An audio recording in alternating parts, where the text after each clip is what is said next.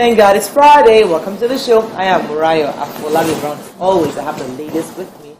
Hello, Tokwe Makadige. How are you? I'm good. You haven't seen the Singaporean this week, have you? No, I haven't. No, she hasn't. This She is talked to me already. Stay with us. We'll be right back.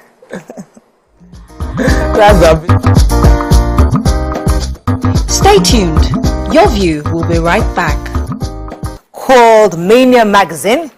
His work in photography and visual arts has earned him lots of international recognition abroad and locally, and with his light-hearted and easygoing demeanor, his unique style and mastery of aesthetics and creative lighting, welcome with us the veteran himself, Kelechi Amadi Obi, in the building. Yo, to have you. Good to have you. Yeah, you know, I've glad to heard be here. of you. I've seen you in the past, but I've seen you physically here for the first time. It's such an honor to have you on the This honor is mine. Thank you. So, photography in Nigeria has evolved over the years, and you're one of the veterans. In fact, you're probably one of the pioneers of this industry to make it a proper industry. How does it feel? 2022 now, there are lots of photographers out there who are doing great work, and how would you, in a nutshell, talk about the industry of photography? How has it grown in the last Well, it's exploded, really, I would say. We got into the photography space, I mean, when we were shooting film. Yeah. You know, and we've sort of walked through that process, the evolution from film to digital, and then from digital to the ubiquitous phone. You understand? But what has happened is all through those metamorphoses, there's been a multiplication of the need for imagery. You know, it's sort of become, as new media and stuff is coming out, the more the need, you know, for good photography. And with the digital, with the internet, with that space, social media, it's global. So then the quality just has to be the same as anywhere in the world. Yeah. You know, I do remember a time when we used to have this, this is the quality in Nigeria and then that is the quality abroad. But now the lines are very blurred, you know. Wow. So what has happened is that, you know, the nature abhors a vacuum. You know, when there's demand for it, people will rise to the occasion. So, I knew you before you went grey. And, you know, I was looking at you. When I saw you out there, I just remember a very adventurous part of my youth, because I was modeling. And I used to model with Kesa Jabari, and then I used to model with Modella. And then we used to come to your studio, and it was just like, you are special if you get to be photographed by Kelechi Amadi Obi. Like, that is every model. Yes, every model wanted to have your headshot. You wanted to have your picture by Kelechi Amadi Obi. And I've seen that evolution consistently over time. And we're living in a season where everybody feels like it should be like this. I should fall in love with something and I should just blow. And then I will start making the millions and I will remain number one. How has it been dealing with your people you trained, taking that space, your clients using them, life changing like that? How have you moved through that journey and still remain relevant? Oh, well, I mean, I do have a philosophy in life. I believe that the true reality is in the moment, you know. I mean, they say, wake up and smell the roses. And so for me, it's all about the process itself. You know, the process of creating, the process of living, the process of making things, for me, is an end in itself. That process then becomes my life. You know? So what I absolutely enjoy is this being in a constant search for the new and enjoying the process of being a student and the learning. And once you're like that, you constantly evolve. And photography itself is such a dynamic sort of business. It is based on technology. It is changing. Right now, we even have AI, Yes. creating things. So, if you are afraid of learning, then you stay in one place. And yes, you will always find the new talents. What is happening now is so beautiful. Every day, I'm looking at all these younger ones, putting up really, really creative work. And what can I say? It's beautiful. It's something that for me is at the core of what I set out, that maybe we can achieve this. Maybe we can change the look and feel of the continent of Africa and the way people see our people. And it's not by one person. Right. It has to be legion. Yeah. Okay, All right, so when you've built such a global brand and it's very unique. So when you see a Kelechi Amadiobi picture, you can already tell that this was shot by Kelechi Amadiobi. So how have you been able to maintain that consistency in excellence over the past couple of years? Your journey's been decades, not years. It's been so long. So what's the drive to maintain that excellence and be consistent? Oh, well, what can I say? It's all about setting standards for yourself. So I like to set very high standards. I always tell some of the younger ones, the thing is, it's a comparison between you and you. But you have to say, okay, this is the best in the world at this. Does my work compare? In terms of technical proficiency or whatever. But at the end of the day, creativity again is so unique that you have to find your own voice. So then there's really no serious means of comparing your work. So at a point in your creativity, you will develop the courage to be yourself. And once you're yourself, then there's nobody that can be compared. Then your work becomes this kind of thing that you can say, this is unique. And once it's like that, and the world accepts it, then you're getting into that space. What's the future of photography, especially because there are lots of people that come into the industry, and when parents hear their child say, I want to become a photographer, then what is it? How much money is there? He's taking people's pictures. So people are still somewhat skeptical about career. I know somebody who is a Harvard graduate. He came back home and he told his mom, I'm done, get my camera, and now he has a studio. And the mother keeps saying, well, I don't understand. This child, he went to Harvard, and he's taking pictures. So there are lots of people going. So what's the future of photography?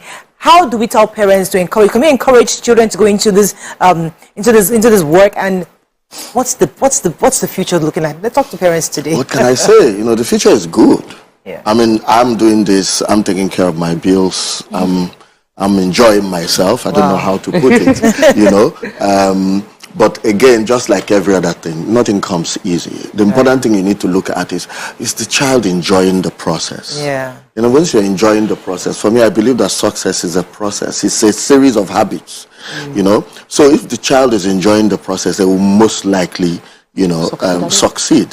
Or rather, they've succeeded already. We're just waiting for the money to follow the success, And so once the child has that passion, don't push them in a different path. Support them. And if you're afraid that they may not survive, look around you. You would find that the industry has completely, gone to a different place. People are paying premium, for their time and things. And the photography is so versatile that you can really get so many different streams of income, from it, if you know what you're doing. So everybody has a camera. And our phone cameras do wonders right now. There are things you can do with your phone cameras, tweaking and there are a lot of apps. There are a lot of tech has improved a lot of areas of our lives, especially within the photography, videography space. And the question is, there are some jobs that tech has taken out, and there are some tech will take out.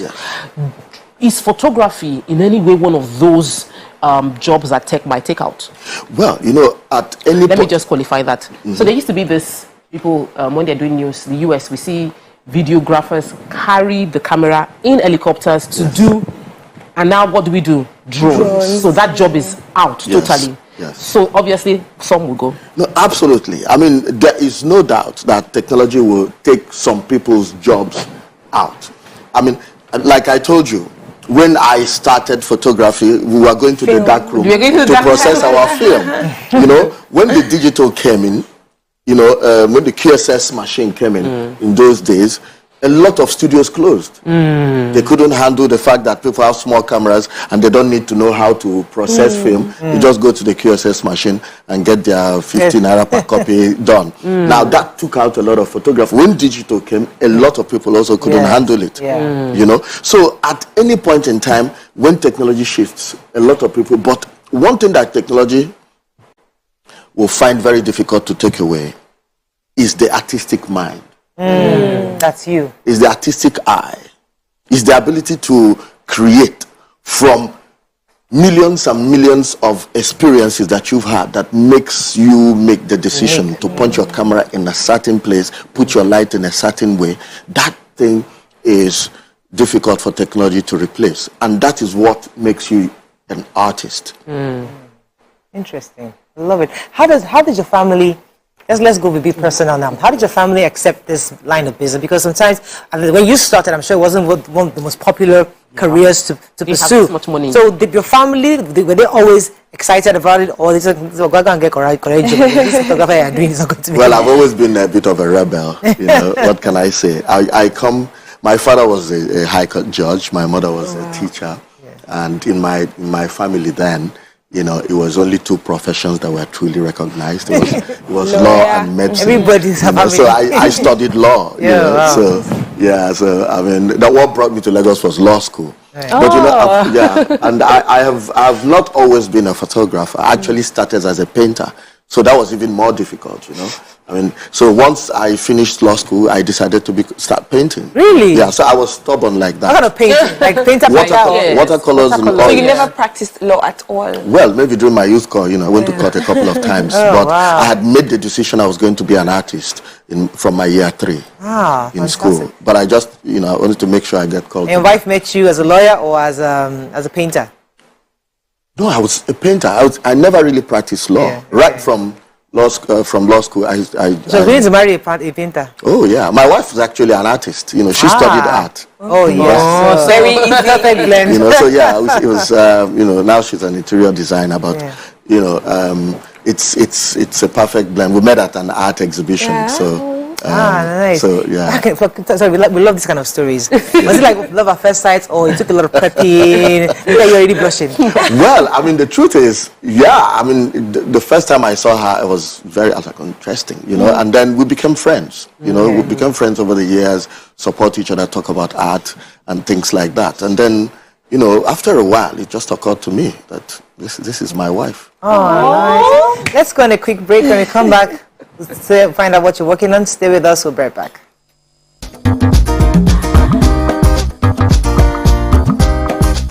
Stay tuned. Your View will be right back. So, have you ever wondered what happens behind the curtains of a man's mind? Or perhaps you're one of those who wonder what men talk about when they gather. Well, here goes. Imagine what it takes to put together the perfect cocktail, or maybe mocktail. We need a bit of sports, a sprinkling of current affairs, some very deep topical issues, and last but not the least, a healthy dose of grumbling of those we love to hate. And yes, you guessed it, women.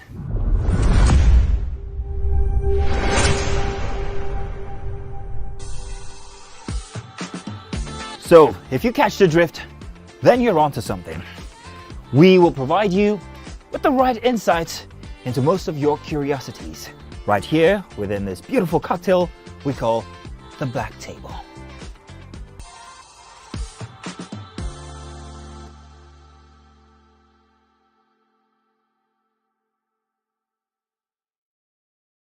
Ask questions if I want to ask questions, and if it's something that I saw coming, I may not even ask questions.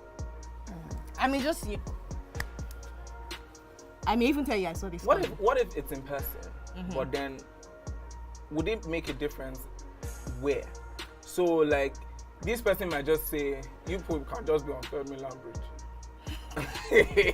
on a bike. And the person say, babe, I cannot do it again. And you lose range. So what would change? What would change the scenario? Like, does it matter where? Do you want to have like a fancy dinner, like the film you were meant to be talking about? Finding up And you, then, right? or do you want to be on the street? Don't carry me And go then the person fancy don't dinner. wipe it. Or you might just una dey run for treadmill. Or you not a You joke. don't tell you lose for your web. Now I don't turn attempted murder.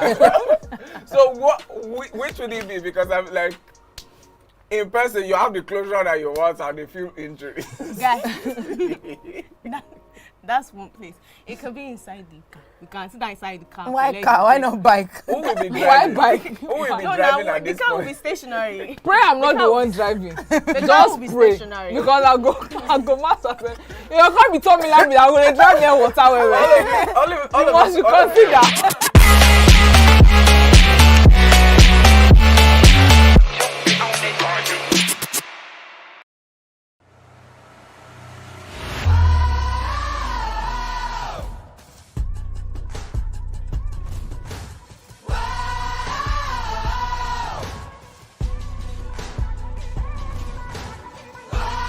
Producer in Nollywood.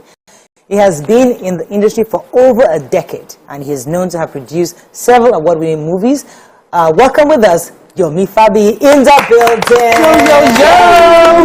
Thank you. First, before we start celebrating you, I have personal grouse. I know. In fact, you're a highly controversial human being as you're standing like this. Really? But one of the first things that I thought in my head that I wanted to ask you is, after Baba Ijesha was convicted,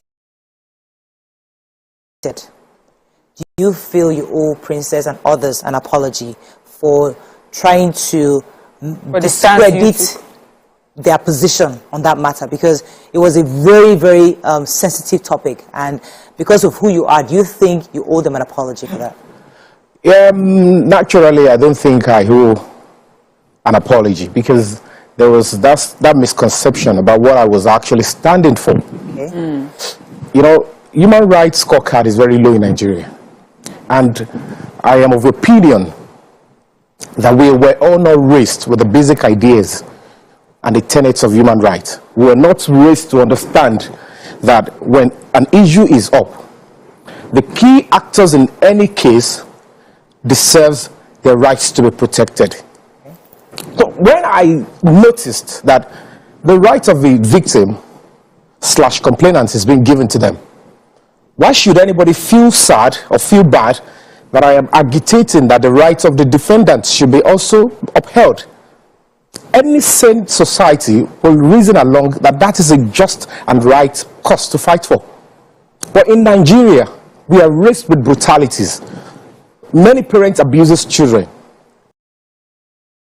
not just sexually. They trample on the rights. They don't want you to express yourself. And we have been made to believe that only victims have got the right to speak. And when they speak or when they lay their complaints, we should just ask the defendant. We don't want to hear. We don't want to balance the story. We are not raised with the truth. I like it all. Yeah, but initially when the matter started, I understood that it's okay to allow for different perspectives. And it's okay for people to take sides. You know, you may have known this person longer, you've known some character traits, and you feel this may be just unjust for this person. Imagine if somebody brings an accusation here. I'm very sure the ladies will say, no, this is one of us, we know, so that was okay. But then after the judgment, it still seemed like you were fighting the judgment. That was what I didn't now understand.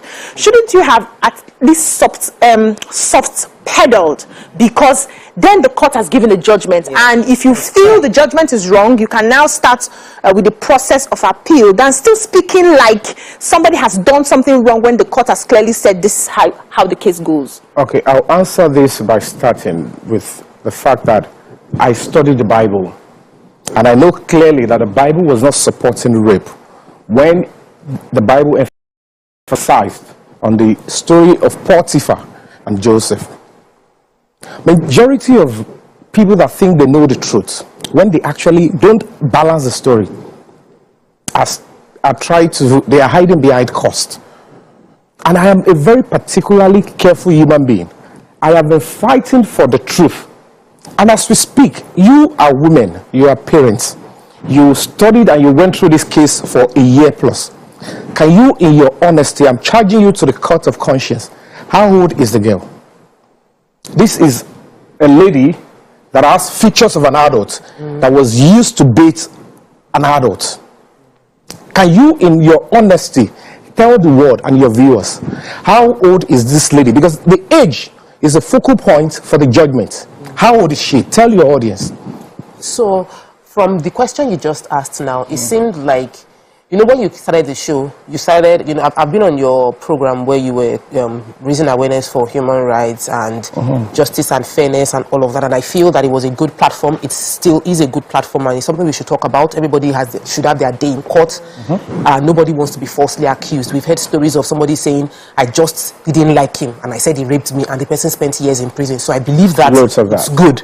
But where you just went to now, sir, I wish you not go there. Because what the message, and we need to be careful of what we're saying. You should answer my question before you. There are several cases where you cannot. I have been I've been 6 feet since I was like 16, and I remembered clearly that a 32-year-old man was propositioning me consistently, priming you, and I was extremely, like, I did not even understand what was happening until, and it was lying to me about this, until somebody told me that, do you know that this man is 32? I said, that's twice my age. It's always in my head that somebody twice my age, and I was actually even harassed by him.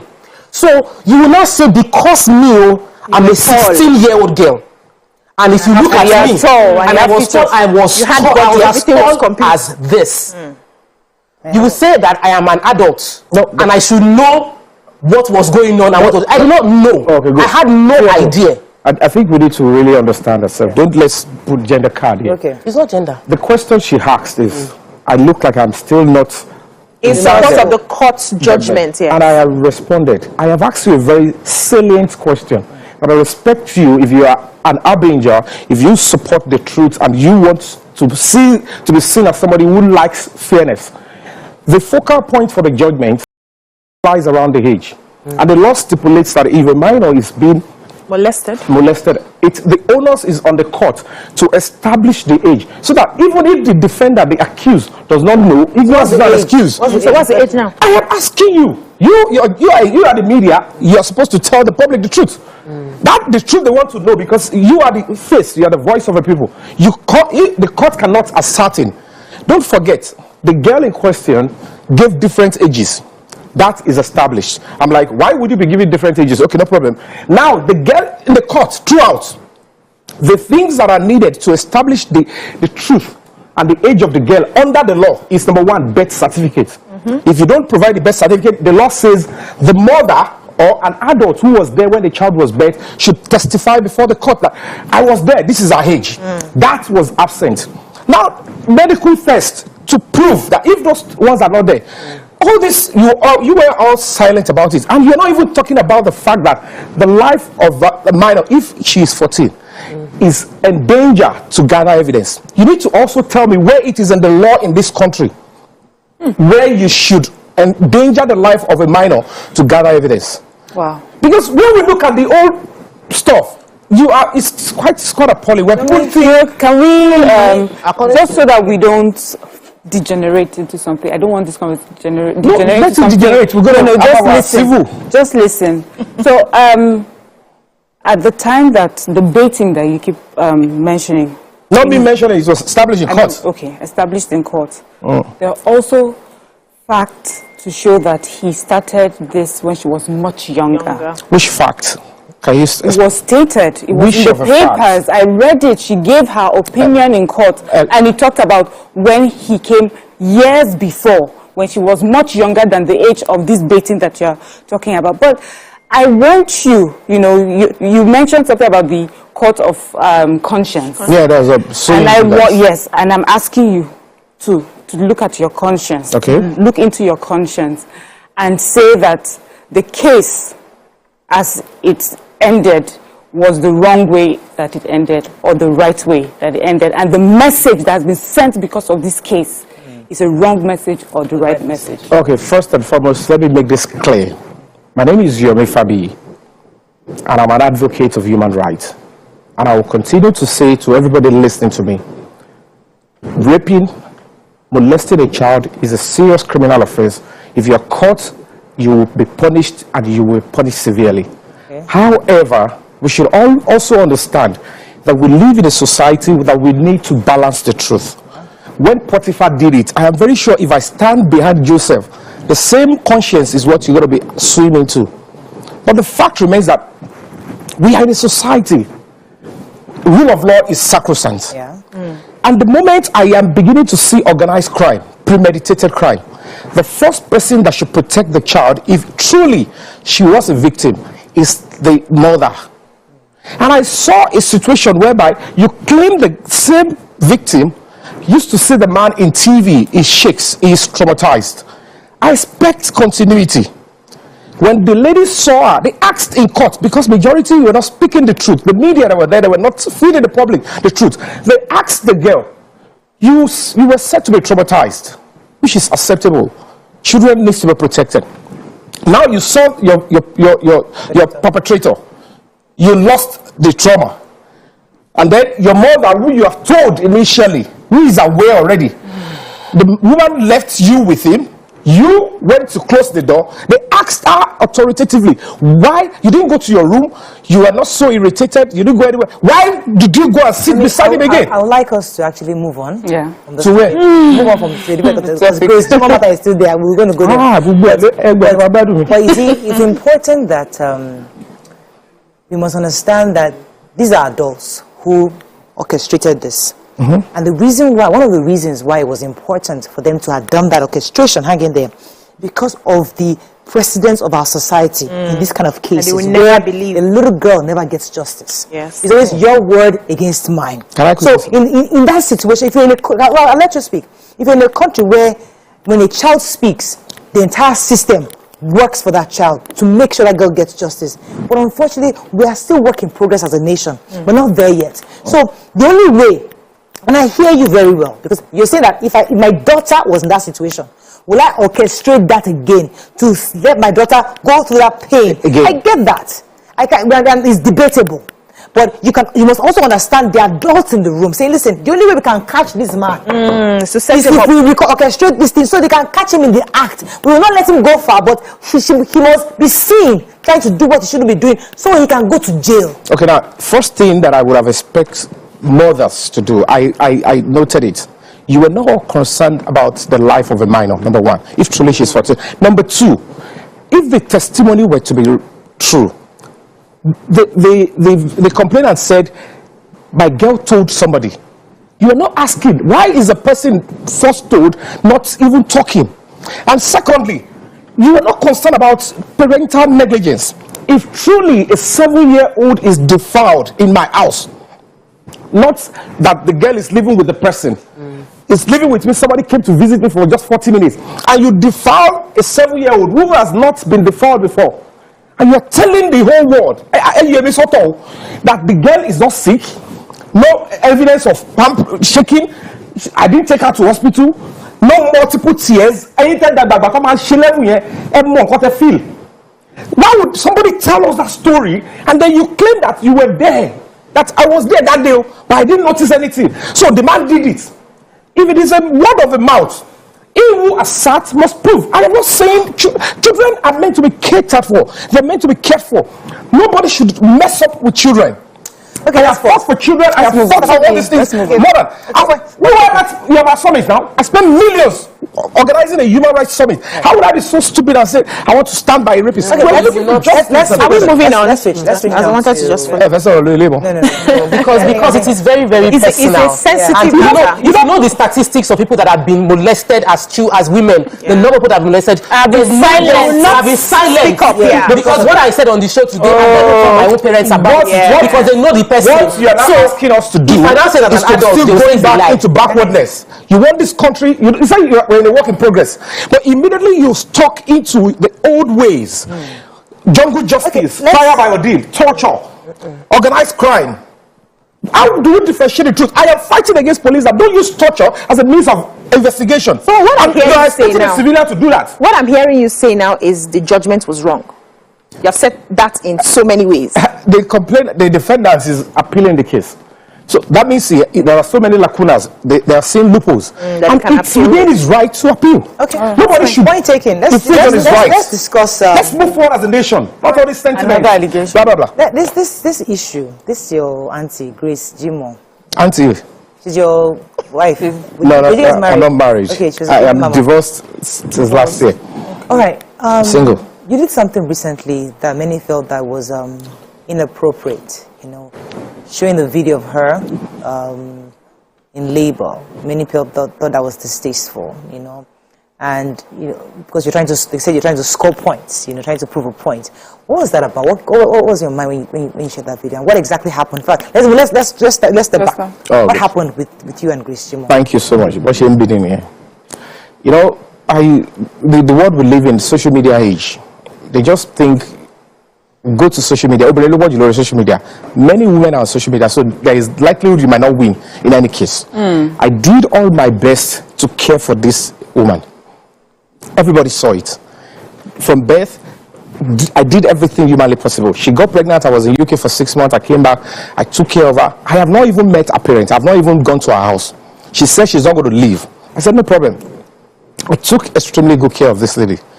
But when women want to force you to their will, and then you are not ready to have good characters, you want to be controlling me, you look into my phone, you complain this, you hit me while I was sleeping, you draw my genitals, I can't touch a woman. I'm not in that habit of touching. And at that point, it's so sensitive for me. Any news, Lagos State will hang me. So I was just suffering in pain. 4 good times, I had to call in the police that I am going to die.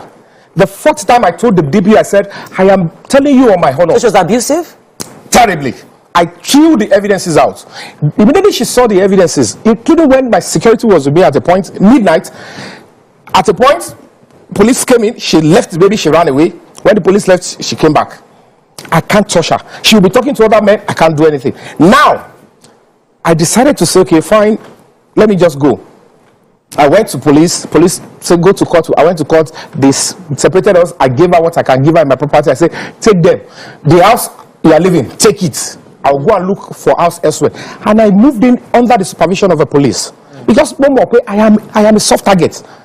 After doing all this, they said I should be giving you 70,000 naira monthly. The baby is breastfeeding. The money is for her. And any expenses for the child, I'll take care of it. I do take care of them. In the first 2 months, I left. Immediately, this lady went and then sneaked to a blogger that used to mess people up. I want him to go down. She started selling fake stories. I'm like, why you? How does a woman switch from loving you to hating you? I don't understand. Something must have happened on the way to. In this day of social media, we can't differentiate which is true love again, because many things are hypnotizing, brainwashing them. They want to be on point. Do you think you played any part in how it turned out? Is what we're saying. The bitter truth is that nothing actually bad turned out, except that she wants me to still stay with her. Nothing bad happened. Okay, you moved on from her. I moved on. I packed my load. I picked things that I needed, and then she said because there was no generator. And I said, take it easy. I want to calm down first. I want to understand.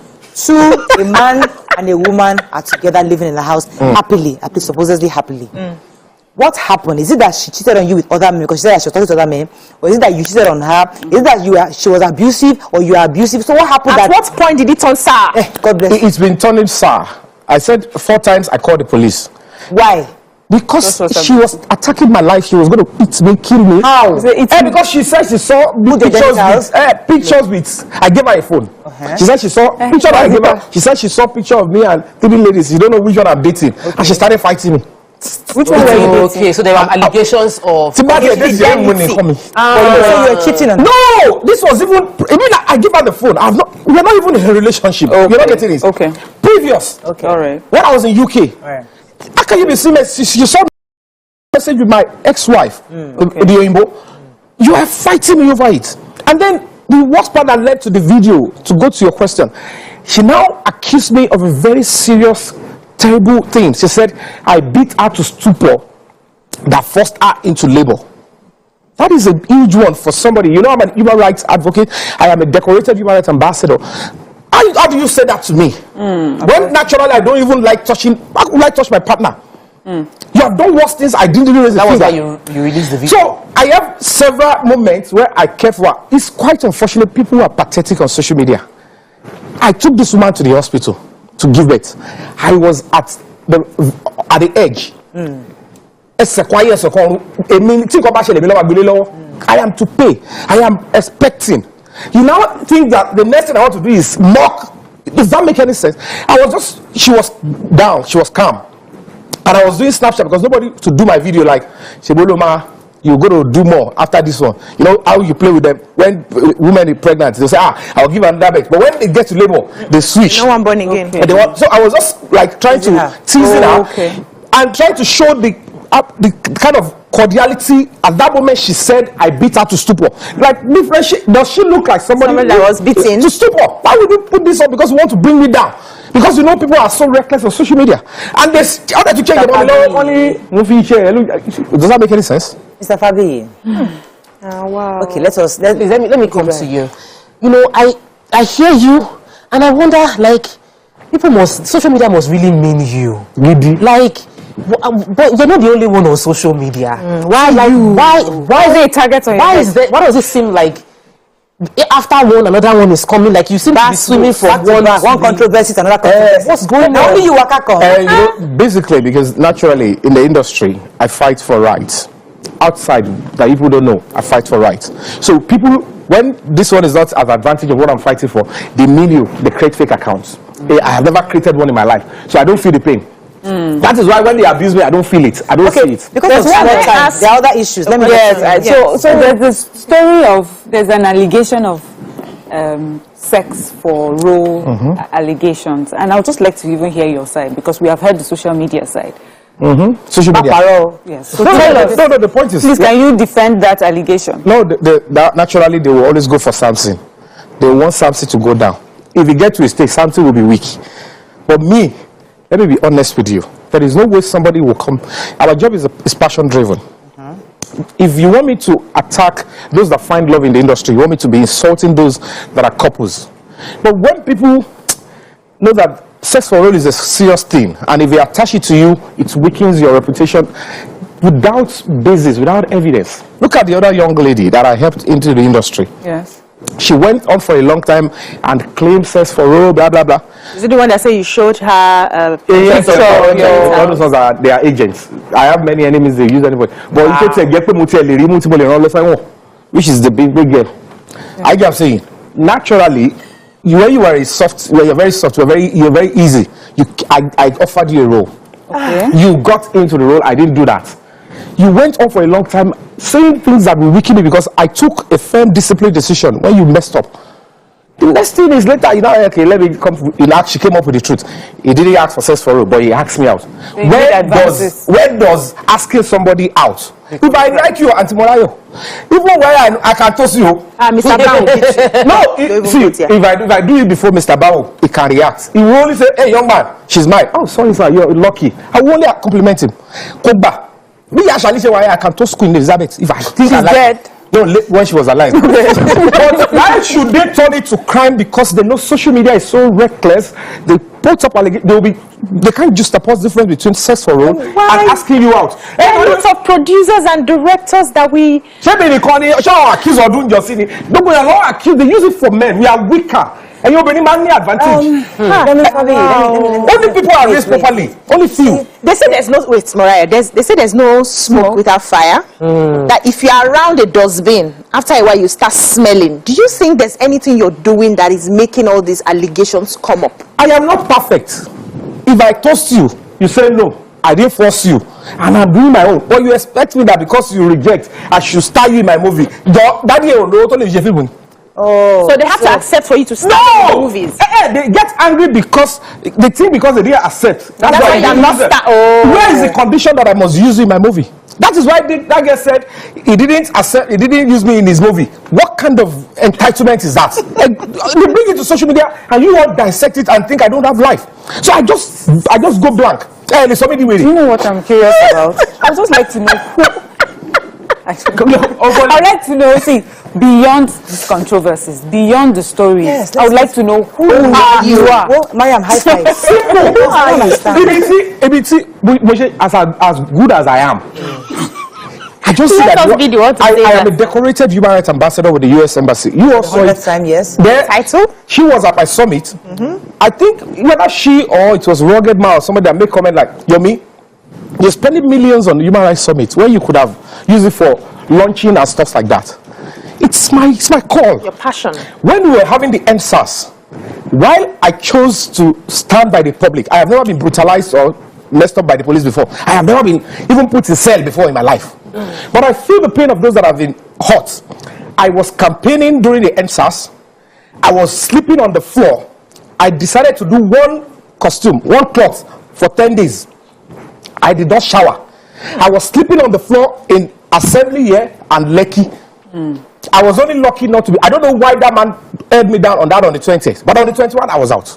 Now I was doing my own without no attack. They wanted at a point. They were like, "Why are you of all celebrities coming to sleep? You are looking for clouds." I said, "Who are these people? Where did they raise them?" Okay, let me, because I have no time. Wait, that is me that you are knowing. How many? Can I ask The you? human I don't rights know. activist. How many baby mamas do you have? For now.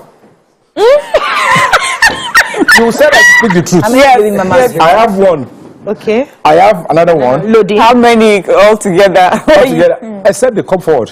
Okay, the ones that you are aware of. The one that you all know. The ones that you are aware of. Aware of fully. Yes, you are aware of. Some will threaten you with How many are you aware of? That's injury. The number you are aware is what I am aware.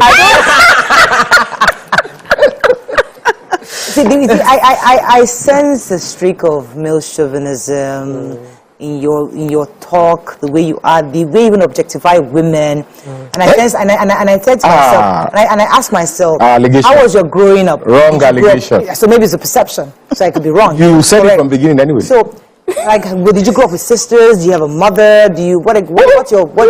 No. How did I come to this? Did you grow up with your mother? It's a comedy. My mom, I have a very, very decent, honorable background.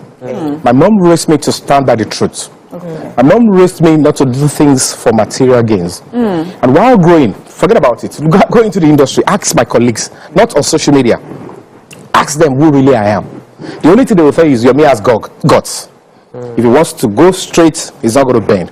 If Yomi stand by you, I don't betray. I have penchant for loyalty. So, and that alone upsets some people. That you should try and be diplomatic, pretend. I don't fake.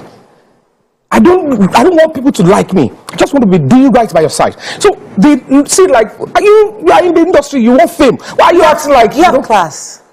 Class. This is why I ask you, because you seem to be, you like to distribute your seeds around a lot. You like to just see what people like you. I can date the queen. I can date this. I can do my. You know, No. Like, were you just saying that for? Do you have some kind of discipline to retain and be loyal to one person? In respect. Even if you're not taking the joke, at least I've known you for a few years. Have I asked you out? Have I asked you out?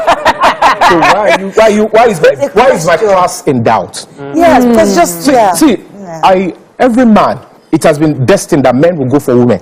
That is why even when we ask out, universe, they say even when we meet you women, even when you men have interest, you will still want us to say it out. And that is where, if naturally they make it balanced that when women too should ask out, I will not ask many women out.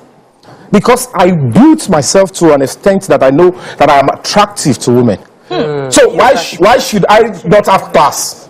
Why should I not respect women? Tell me where I've disrespected women. Go into the industry, they will tell you how much I have stood by women.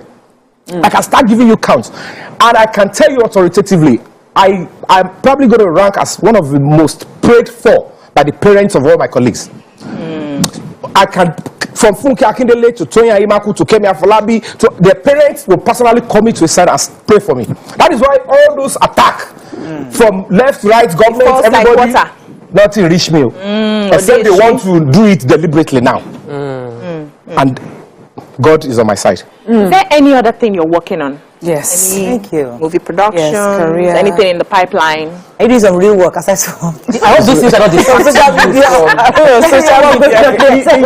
It's a life commitment that you choose to do when you want to stand by what is right. You know, I just want to do the least I can, do my best, and leave. It might not really materialize or make sense now because I know how we were all raised. We're just not raised with the truth. We're not raised with understanding human rights, duty of care, and things like this. So later I will make meaning. I will make meaning, but I just want to do my part. See The movies I have. The one that is coming currently is Ashishela, Costly Mistake, and I'm going to be starting another production on the 27th, which is Placenta Ibiomo. And then my cinema movie is coming very soon. Big one. So you're busy. It's a very big. I just finished some productions. So who are you dating now? No. You're a free agent. Extremely free. But I am cost. Yes, you're expensive. I'm on the class. It's free. But you like older women or younger women? I don't discriminate. I don't discriminate with women. That's what. Older women in the past, right? Yeah, sure. Because How much older? Like 10 years? 10 years. Really? Yeah, because at the end of the day, I couldn't even differentiate. I'm still the man. Whoever, however. Just pray you are blessed with a good woman. Most of the young ones that we have now, they don't even want to listen to anybody. They're just on social media. When they give birth, they're on social media. They live. One is married question. Hey. Why the movie Okoyabo during the trial? What was that about? That's another very important question. Thank you. There was no trial then. There was no court session. The court was on strike. And the person who was accusing me, who was bastardizing me, she has got millions of followers. So many videos, they were calling me rape apologists. And I'm like, what I am saying is quite germane. It's loud and clear. You are ruining my reputation. And I need to walk on the speed of light. Luckily, I'm a filmmaker. Anything I see, I must use it as a film to educate. So there is a particular story, different storyline. So I just had to infuse what traverses between me and her into it, like 4 scenes or 5 scenes. Why use her name? It's not her name. If you Google Iyabo, it brings millions. If you Google Iyabo, it brings millions.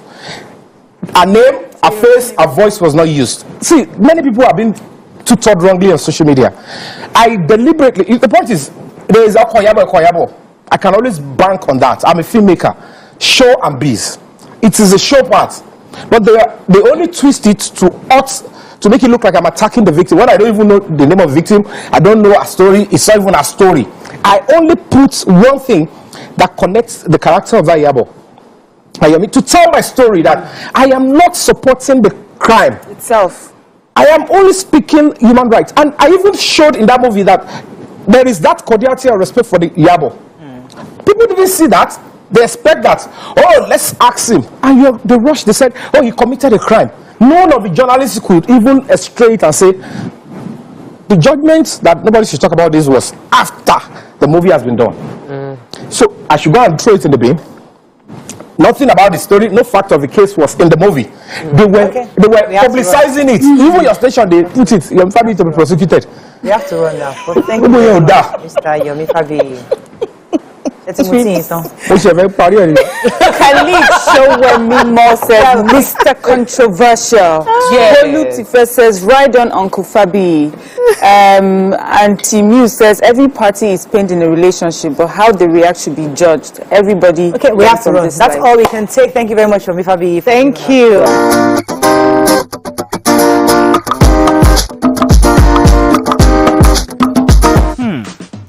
So, have you ever wondered what happens behind the curtains of a man's mind? Or perhaps you're one of those who wonder what men talk about when they gather. Well, here goes. Imagine what it takes to put together the perfect cocktail. Or maybe mocktail. We need a bit of sports,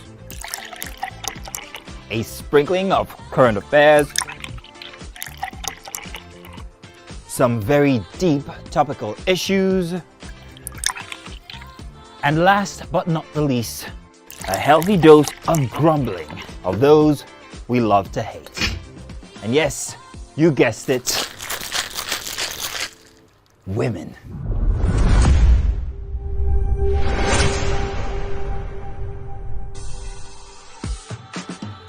So, if you catch the drift, then you're onto something.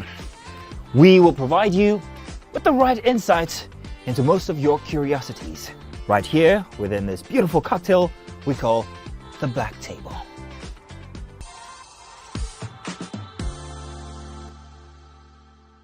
Ladies and gentlemen, make welcome pioneer Positive Force member, dancing queen of the 80s, non-conformist, Afrobeat historian in her right, and long-standing member of the multiple award-winning all-female show Your View, Omoyeni Yeni Anikulapo Kuti, aka YK Power! Ginger! Yeah, take it. Today we'll go here. Hey, I don't read you. Are you sure? Ha. I'm not here to answer questions, I'm here to drink. We're in trouble today. What's your age? I was close now. Eh? I said 1975. He said 73. He said 75. Fellas wasn't even born in 75. So will I drink half? You go drink. Take. Make I help you. Russian. No be half. Which half? You will make me drink. I'll give you a hint. Lights in no.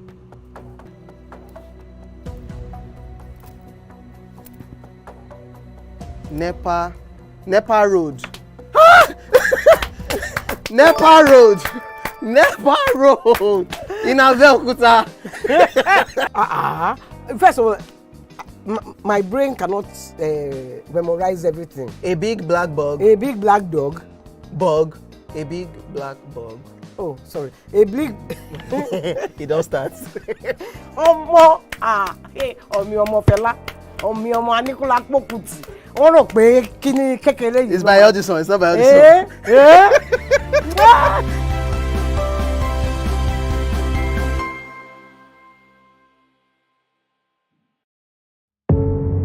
Doubt and fear doesn't occur at the canvas, it shows in the canvas.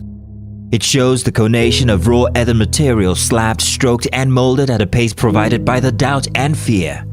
Every move way in the struggle of one to the other, merging the past to the present, brushstrokes of colors seen but not known. For when the wailing stops, the pieces settle down in abject beauty erected for a century of a century. Speaking, advocating, protesting as the arts are meant to be.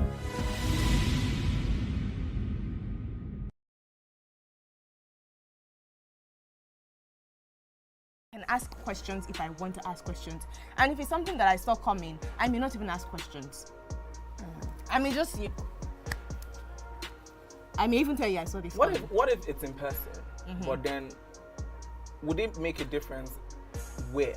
So like this person might just say, you people can just be on 3rd Milan Bridge on a bike. And the person say, babe, I cannot do it again, and you lose range. So what would change the scenario for, like, does it matter where? Do you want to have like a fancy dinner like the film you were mentioning? No, like finding your or do you want to be on the street? No, carry me go fancy dinner. Or you might just una dey run for treadmill. Or you not a job. Don't tell you lose for your web.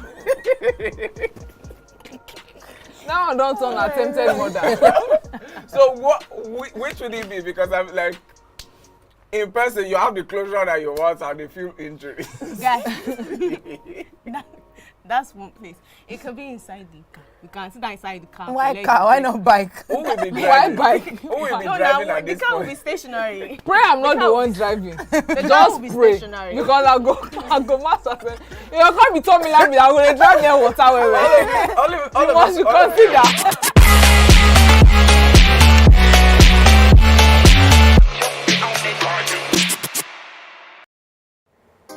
Come closer. A little bit more.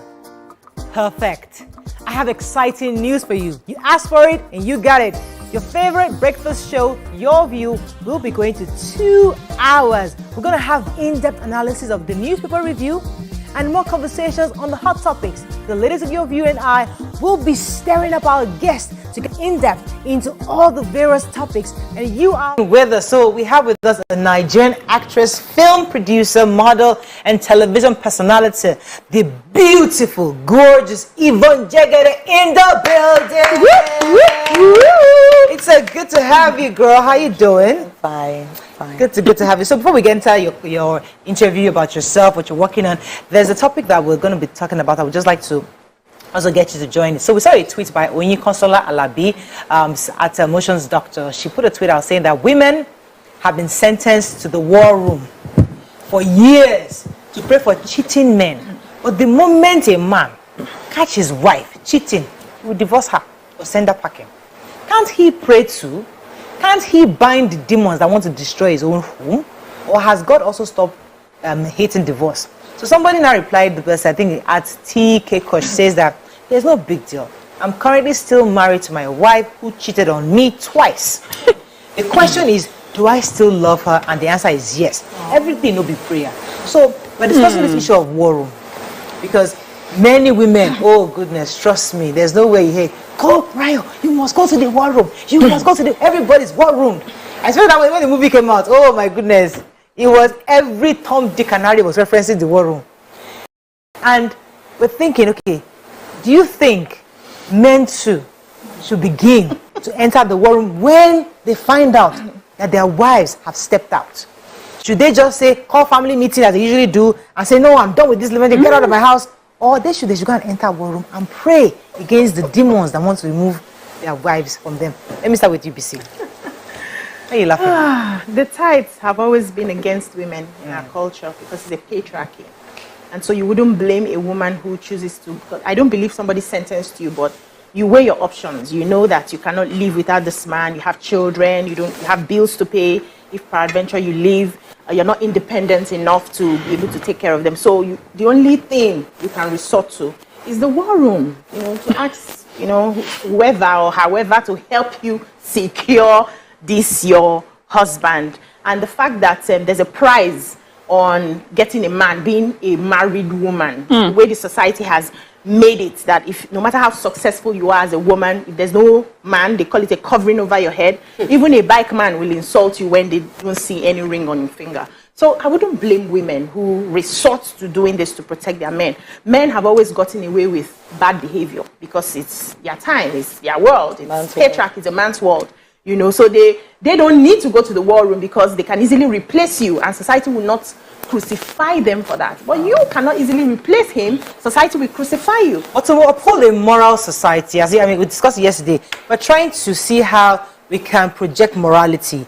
Maybe if our men start entering the war room, because the truth is that we are hearing that more women are cheating. In fact, they're better at it.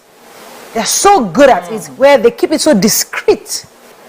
So maybe when you suspect that your wife is stepping out, instead of you raising down the wall and telling the whole family or trying to make a fuss, can men begin to consider entering the war room so that their wives can come back home? You know what? When it comes to this cheating matter in homes, I feel that men go through these same issues too. They know they have their issues where their wives are cheating on them. But unlike women, men do not get the public sympathy of, saying that my wife has been cheating on me. Instead, you get ridiculed. So men are usually, it's better if it happens in secret. They can handle it with that person in secret. But the moment it goes out, so that, to prove to the world that, yes, I am the man in this house and nobody can do nonsense and get away with it. But for a lot of them, if it's something that has happened quietly and they resolve it, they go in. Women, yes, as you're right, many times we're looking at the way marriages are structured in Africa, where bills and everything, the husband is the one that brings in the money. But modern times, we have families where it's 50-50. Both partners are bringing in something. So that, for many people now, that leverage that the man used to have, which is, I won't give you this, I won't give. If the woman leaves, she can go on to live in her own beautiful house, do the sort of things that she even likes to do without you. So what I feel that men are doing now is, let's discuss our thing quietly here. The world does not need to know, and then we move on. I like that part. I'll come to you, Yvonne, now. Okay. Because I like that part she just said. A lot of women are making more money today. Yes. In fact, it is in the man's interest to enter war room because if she goes, your ashiri will too. As in everybody will pay. You're not the one that you don't have money. Yeah. You're not working. She has boiled ashiri right now because she's the. I mean, how do you say in English? Auntie, give me the English word. She has covered. Oh yeah, Yoruba. Oh sorry. She understands. She has covered your secrets because she's the one. She's the breadwinner. Everybody thinks you own the house, but if she leaves, gang. Everybody knows that you ain't that shishi. So it is in your interest to enter the war room. And this woman, please, don't cheat on me. Don't trash me. Don't you think so? Well, my own take is, I'm sorry, I have a cold. Oh, sorry. My own take on this issue of cheating is that I think why men don't tolerate women cheating is because they don't have a big heart. Women have bigger hearts. We can tolerate, we can forgive, even with, our day-to-day people we come across and stuff like that.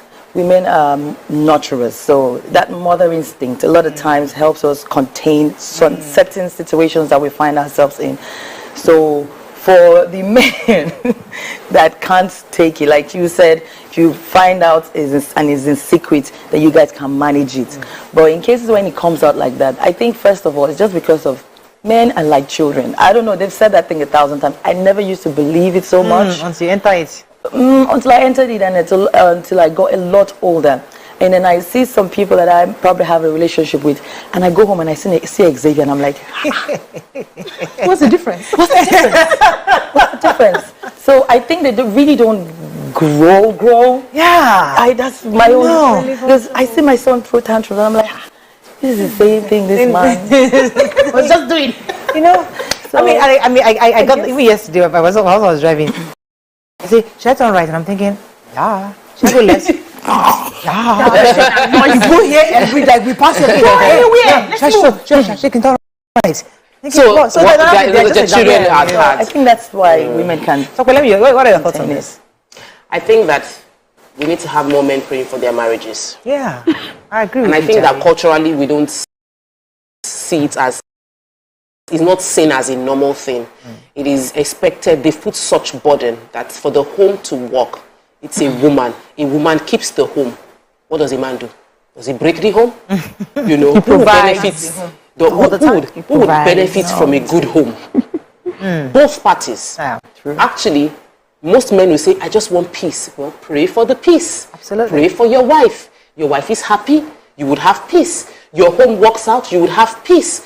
In most cases, when you go to churches or prayer events that are spiritual, there are times where they will raise prayer points for the women to pray for their home. We don't have enough of that where you say a man should pray for the home. Yeah. A man is praying for the wife. A man is praying for the children. And a few men are doing it. Amazing. Thumbs up to you. But we need to make it go viral. You are on social media, you see War Room, and it is organized by women for women. We don't see Men's Room, and it's a prayer platform organized for men to pray for the family. Do you know if men take their role as men, the country will change, the world will change. Absolutely. But we are having a lot of men being pampered, nurtured, taken care of, and you don't see that you are a man up, stand up, be the man, take hold of your home. And make your family work. Raise your children. Don't blame your children. Say, that means if a child turns out good, it's for the father. A bad child, there shouldn't be any bad child. The only reason we're having bad children is because the men are not taking and sitting up. So make your own war room. Thank you, Sokwe, because as laughable as a tweet might be, it's actually an important clarion call to men to actually do go to the war room. So men should start creating war rooms. It could be in your office space. It could be in you could find a private place. But the idea is that you're the priest over your home.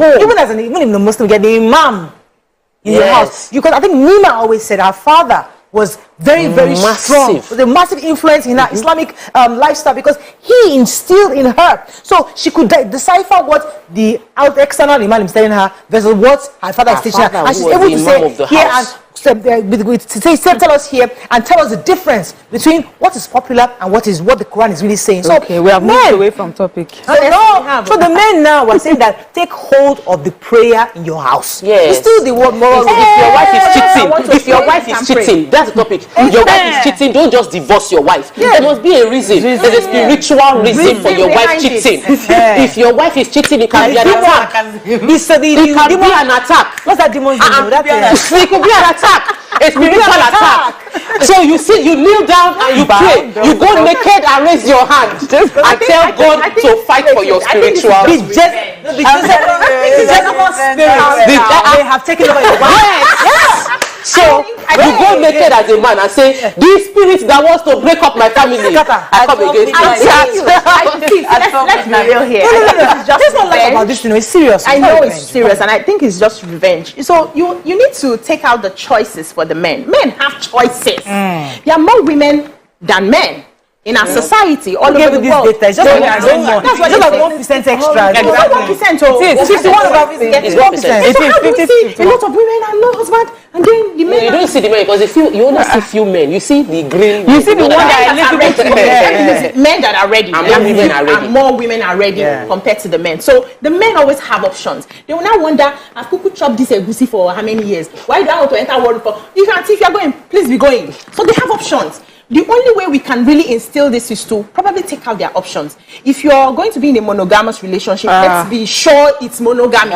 If it's going to be polygamy, let's be sure it's going to be polygamy. If polygamy is going to work for us, please, can we adopt this polygamy and save ourselves all of this stress? Because it will be difficult to, get these men together. When they sit together, it's not prayer they want to pray. They want to drink and gist other things they don't want their wives to hear. No, men's fellowship in this, they pray, but I think they mostly pray about businesses. No, sure. They pray for business. But I think most of them need to pray for business because the man's... Okay. Another thing that can actually help with infidelity in marriage is open marriage. Because, if my dear... Because for infidelity, if you and I have an agreement that, okay, I am a man, I cannot be devoted to one woman alone. Which is what this whole conversation is about. Men cannot just stay one place. So I just think it is unfair why this woman who is at home taking care of the kids and doing all of that is restricted because the society says she must be. Now, when a man and a woman find out that, okay, the husband finds out that the wife is cheating and is in secret, like you said, and they can contain it, a conversation can come up. This is something that two adults, can sit down together and say, okay, this is what you are into and this is what you must do as a person because you and I have the same blood. Discreet code. Oh, so you know what? Yvonne has taken us to a different angle. We can't take that topic today. We'll make it a different topic. But this one, this one is interesting because an open marriage, what you're saying, and we're two adults. We have kids. You're cheating, I'm cheating. Let's have a conversation. Let's retain our home to raise our children in a good home while we do adult things discreetly. That's what you're saying. It's a conversation that we're not going to have today. That we will probably when we come back, we'll discuss Yvonne's career. Stay with us, we'll be right back. It's not just where, but who wouldn't you want to work with? Yes, that's on that angle. So Laifa had a very, very interesting... You wouldn't want to work with who? There's no judgment. No, and I respect, they'll judge you definitely, I respect but we won't this judge certain type of people. But what I dislike so much is when they tend to come to work and then they pour all their resentment from on you. Is it me that offended you?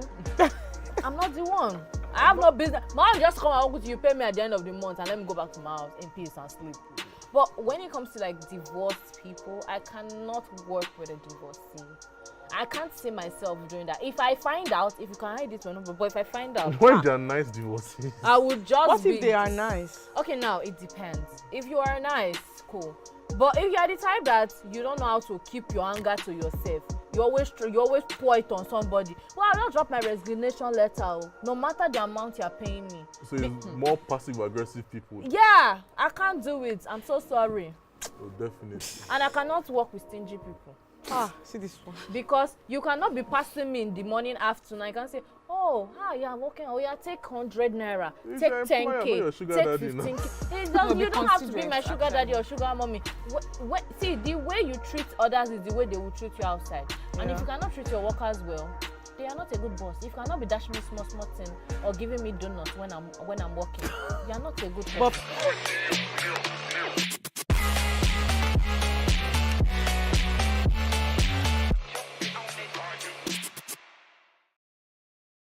Ladies and gentlemen, please welcome showstopper, voice, stage, and film actor, CEO and celebrity mom, Oluwabamike Olawunmi Adenibunyo, aka Two Shots in the Air, Bam Bam! This is me, and I feel set up today. My guards are down. It's not fair. Guys, beg for me now. I'm hearing them saying, please. No, can't hear anybody. Can't you hear it? No, they are saying you should actually drink. Oh, when me watch this show, oh, more history me. Drink it now. You must even up the game. Mama chased. Oh man, me. No.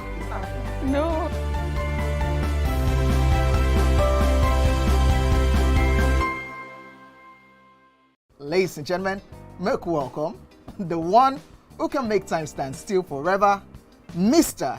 Kelechi Amadi. How are you doing, sir? I'm good, my brother. You love that intro, Abi? Yeah.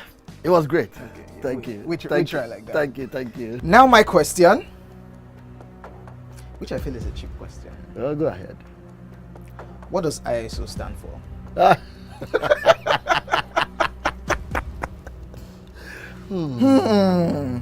That is it. I think I will drink. No, you're joking. I'm not joking. Kelechi Amadi. No. Shay, you didn't whine me. You're whining me now. I think I will drink. Huh? No problem. Okay. I've always known this as ISO. I never bothered to know what it means. I know what it means, but I never bothered to know what the acronym is. Tell me the brand of camera that I use, so much so that I even became an ambassador. That's very easy.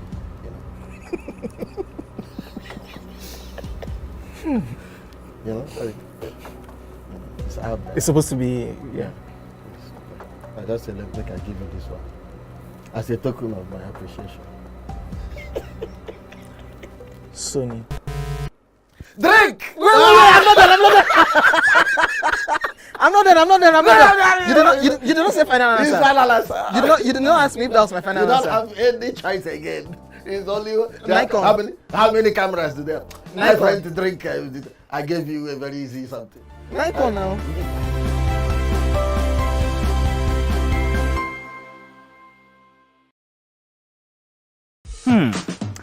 So, have you ever wondered what happens behind the curtains of a man's mind?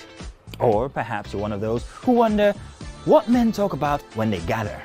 Well, here goes. Imagine what it takes to put together the perfect cocktail. Or maybe mocktail. We need a bit of sports, a sprinkling of current affairs, some very deep topical issues, and last but not the least, a healthy dose of grumbling of those we love to hate. And yes, you guessed it, women.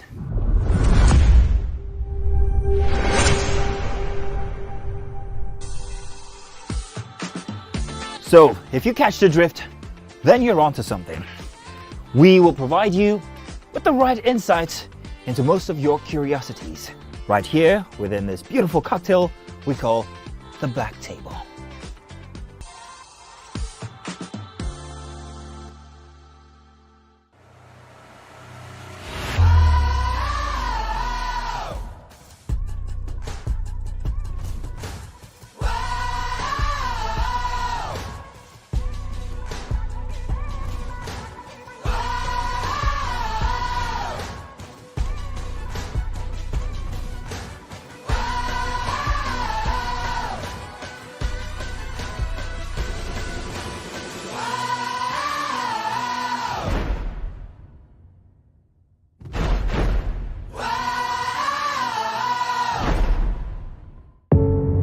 Doubt and fear doesn't occur at the canvas, it shows in the canvas. It shows the conation of raw earthen material slabbed, stroked, and molded at a pace provided by the doubt and fear. Every move way in the struggle of one to the other, merging the past to the present, brushstrokes of colors seen but not known. For when the wailing stops, the pieces settle down in abject beauty, erected for a century of a century. Speaking, advocating, protesting as the arts are meant to be.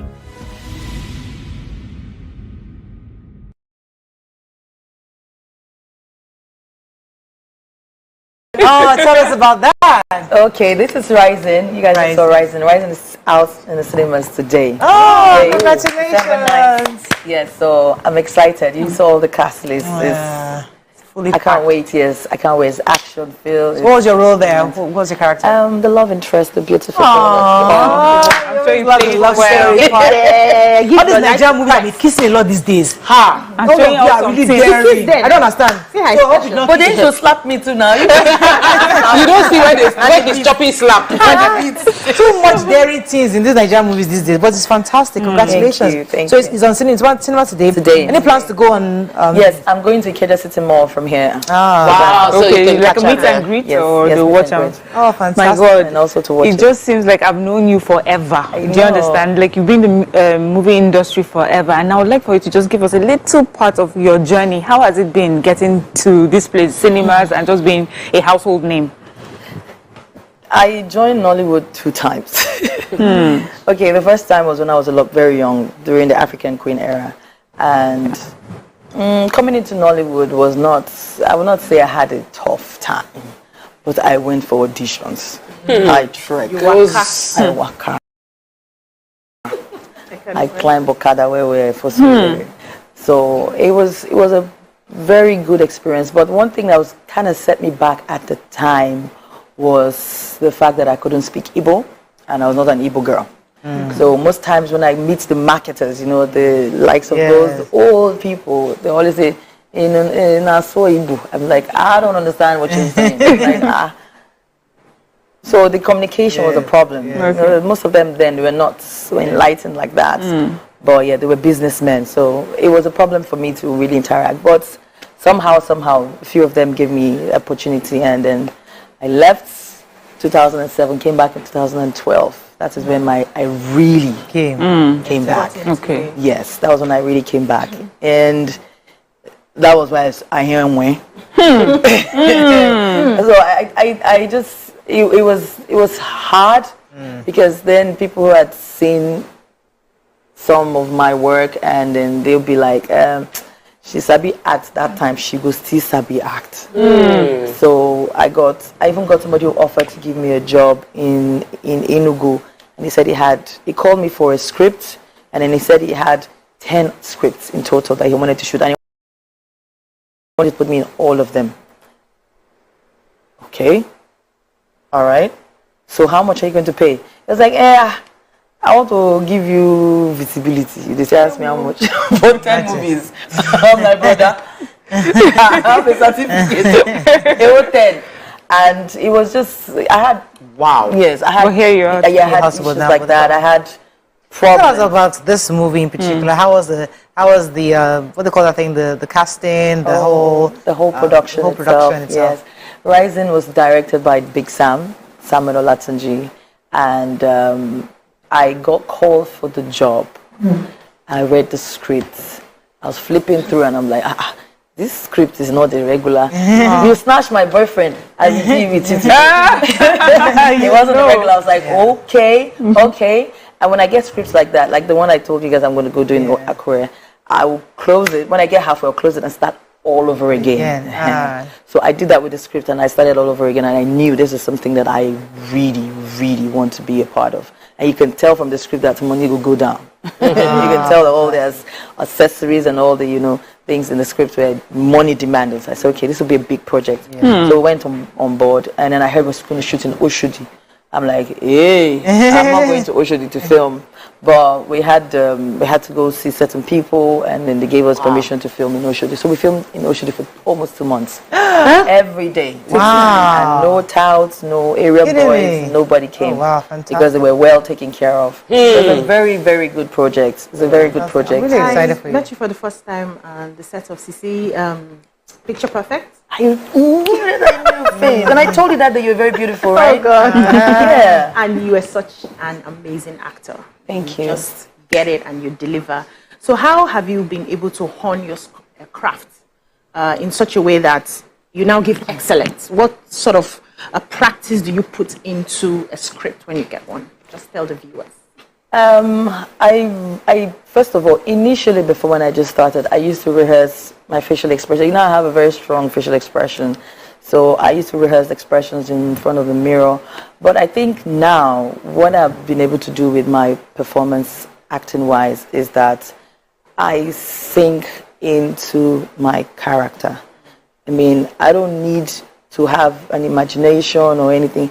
If I'm playing this particular role, a woman has lost her husband, has lost her kids, and something else is happening, nothing is good is happening. Even really, how will you feel? Yeah. How will you really feel? So when people ask me, how do you cry? I don't remember anything bad that has happened in my life. I'm sorry. You just put yourself in that character. I just sink into it. Okay, we have to wrap up. So just tell us. So we're going on air. You're going cinema today, and it's all the way for a while, and then we go. Are we going to ever get on Netflix or any of the other?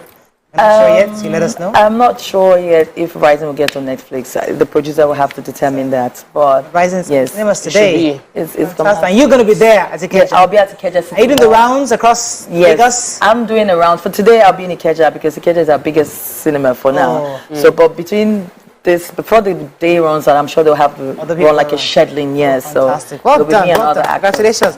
So go watch Rising today and let us give you feedback when we do. We'll come to you online and let you know how it is. Please, I would love to hear.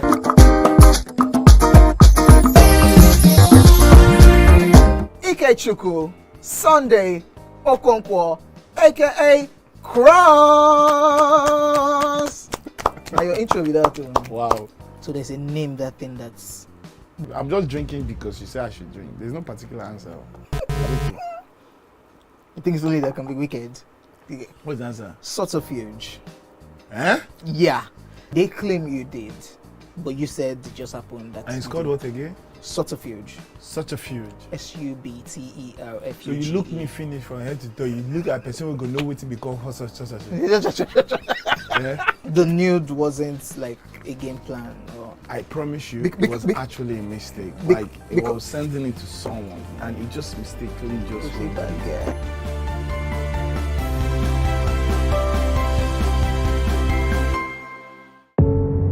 Doubt and fear doesn't occur at the canvas, it shows in the canvas.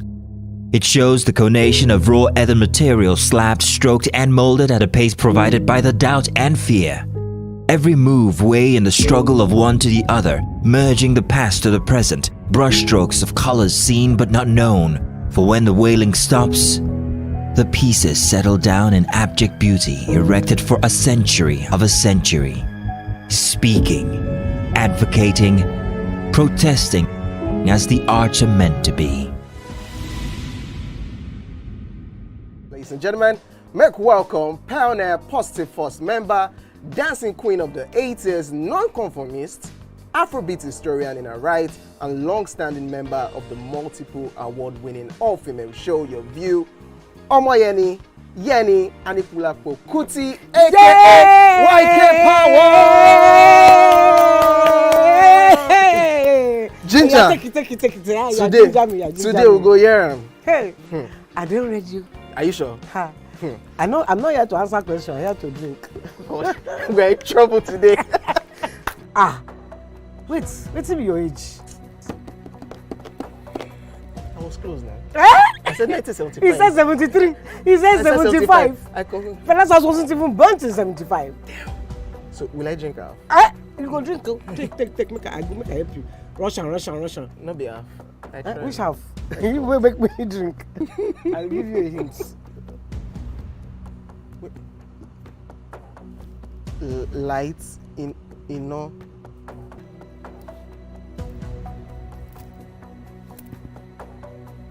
Nepa Road. Nepa Road. Nepa Road. In Abeokuta. First of all, my brain cannot memorize everything. A big black bug. A big black dog. Bug. A big black bug. Oh, sorry. A big. It all starts. Ọmọ ọmọ ọmọ fẹlá ọmọ ọmọ aníkúlá pòkùtì wọ́n rò pé kí ni kékeré yìí. It's by Audison. It's not by Audison.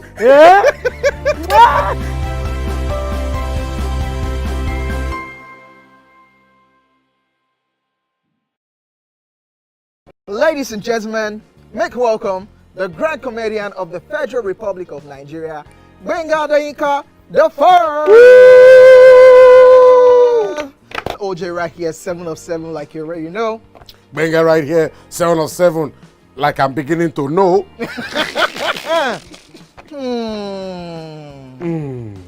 It's now time for the question. You don't scare me one bit. Bata bata, I go drink. So. Okay. So now one chance for Inter. My first question. Do you remember the names of the winners of that edition of StarQuest? Of course I do. Why do you? And I hate myself for this. Because I have this question for you. Final question. No. Where outside Nigeria and what year? Lukman Ebun Oloyede, popularly known as Olaiya Igwe, has taken his support and advocacy for the emergence of the presidential candidate of the All Progressive Congress APC, Asiwaju Bola Ahmed Tinubu, in 2020 presidential election to another whole dimension when he went naked at the beach to pray for him.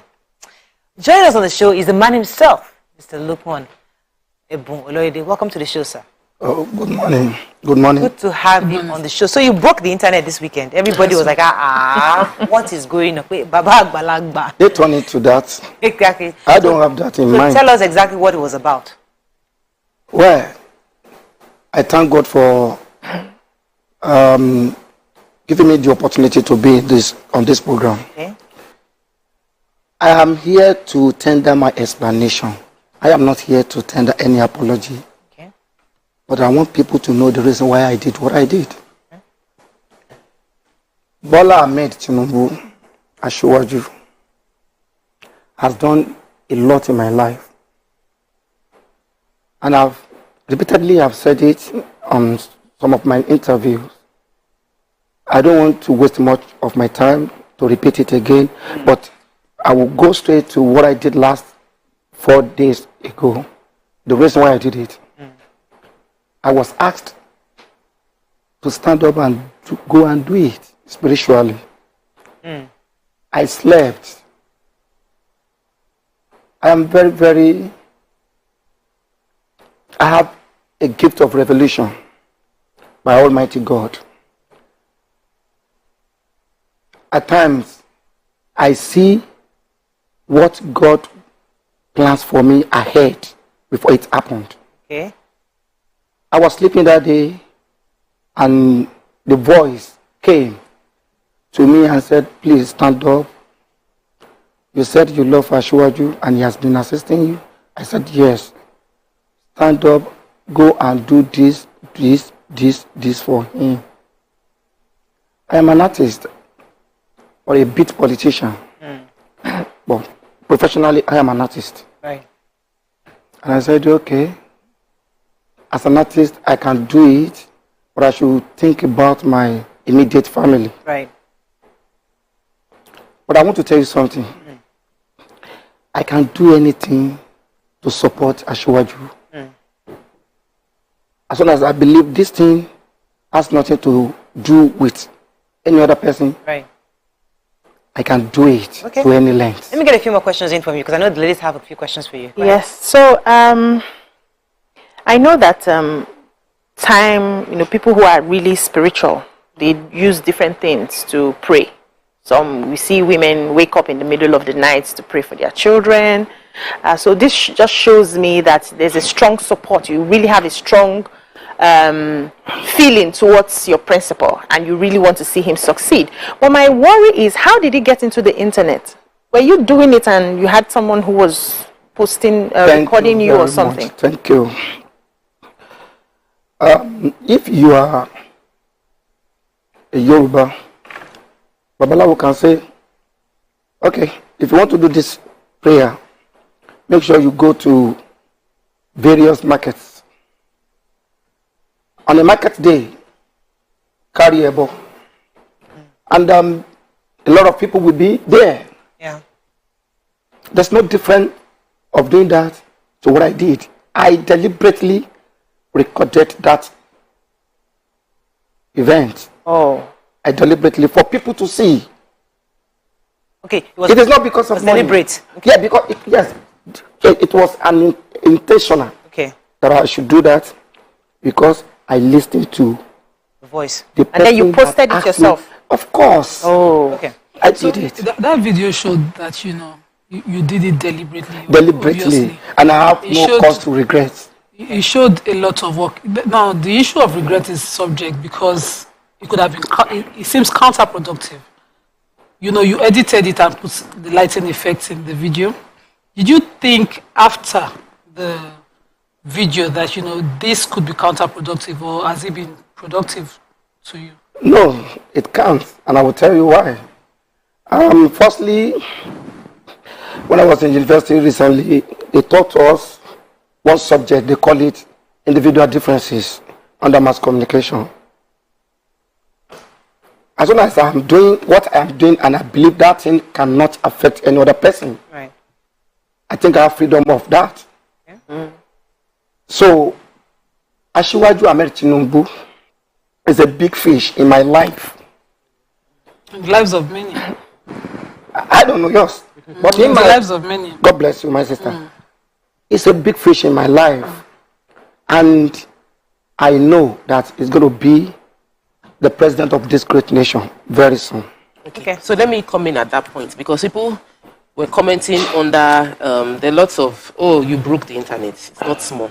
And the comments were like, oh, he's trying to be relevant. He wants people to know that he did something. If they say you should go and do it, do you need to let everybody know that you did it? But if you don't let people know, they will not get any appointment that comes in time when things are coming in, that it is a commercial game. Everybody is trying to be relevant. And you've already said that this is a personal decision and you have a freedom to do what you want to do. But you must also realize that you are a role model. Everybody, majority of the Yorubas, and I'm sure even non-Yorubas, grew up watching you, and to see a video like that, it will be sending mixed messages. Some people got different messages. Some people watched that video and they got, you can hear a voice and the voice will say you should go and pray naked, and you should go and pray naked. That it's acceptable. Some people got the fact that I want to be politically relevant. I want this Asiwaju Bola Ahmed to know that I am in the... I work for him. I work for him. Not because of that, my sister. I've been mentioning Asiwaju Ahmed Tinubu.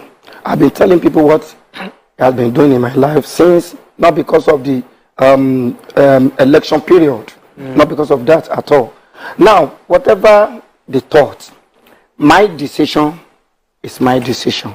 I did it deliberately to support Asiwaju. It's a program. Did you have to be naked though? No, I need to. That's the instruction. For that instruction, I need to. But my question is, but I did not show my toto or whatever. Yeah. I show my back. Right. Then you made mention of one thing. You said role model. That word model. Some model will naked and display for people to see that they are model. Yeah. I am a theater person. I did not show what people expect to see. Right. I did not show that. I show my back, and the camera did not pick that in. Right. So I thank God for that. So that is the reason why they are saying people are annoying because of this particular election. Well, would you say some people that are talking are from other party? But would you say believe that, and some agitators of Yoruba, whatever. Some will say you're doing it out of fear that Asiwaju might lose. Is it like so he doesn't lose? So let me go and is it like somebody woke you up? This man will lose the election, so you have to go and do this ritual. God will not send me what God will never send me what will not work. Believe me, today, Asiwaju is going to be the president of Nigeria very soon. You will see. What has the feedback been like from the Asiwaju's team since the release of the video? Yeah, has there been any feedback? Have they reached out to you? Has Who anybody called said you? I'm anything? so sorry. I am not here to tell you all those things. Okay. It's a personal thing to me. Okay. Okay. Can When we you please say go? personal, see, when I was preparing for this, when I heard that you're coming, I was thinking to myself, and I said, I was trying to see where you're coming from, because my job is always to look at all the three sides. And you know, when you say your video that you felt like it was like you owed him, this is something he has done, and I'm saying, just like Nima said, we're all in that shoe, because even I can tell you that Asiwaju has done enough in my own life. Yes. Even my father was sick. When he was practically abandoned by almost everybody, after he had a stroke, many people abandoned my father. Asiwaju took care of my dad, made sure my mother was okay, did a lot for my family. So when you say you feel like you owe, I understand that sentiment. I feel that payback time, people I'm saying, I understand it because I understand I'm coming from that shoe. But will I go to the extent to go naked to prove that? Or is this the best? Is that the best way to show this man the gratitude which many say there's payback time? So that's the question. You've mentioned your own experience. And earlier, I have said I taught about one subject when I was in university. Yes. That's individual differences. What you cannot do does not say I cannot do it. My own, Asiwaju can be described as a product. I am a marketer. I can advertise, or even spiritually or physically, I can sell my product the way I want it. I can go at length to support Asiwaju in any. Okay. Are you a Muslim or a Christian? You want me to tell you the truth? I'm an Alhaji. Let me drink water on this one. My name, What does that mean? My name is Alhaji Lukman Ebuoloyede. So what does that mean? That's Muslim. It means I'm a Muslim. Okay, Now, Muslim did not permit that. okay, just Muslim did not permit that. Okay. But forget about the religion this time around. Okay. I heard You went traditional. Not traditional. Don't put me Spiritual. where I don't. Yeah. I had a voice. That's what I told you. You put the religion aside. Please, let me just quickly. Then we're going to break. When we come back, we continue our conversation. Stay with us. We'll be right back.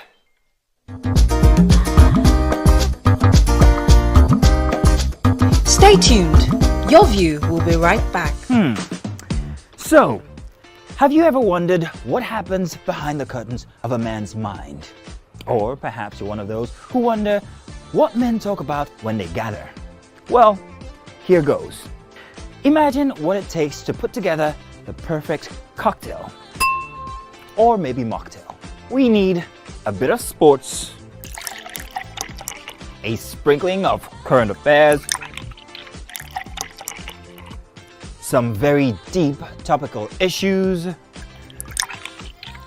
and last but not the least, a healthy dose of grumbling of those we love to hate. And yes, you guessed it, women.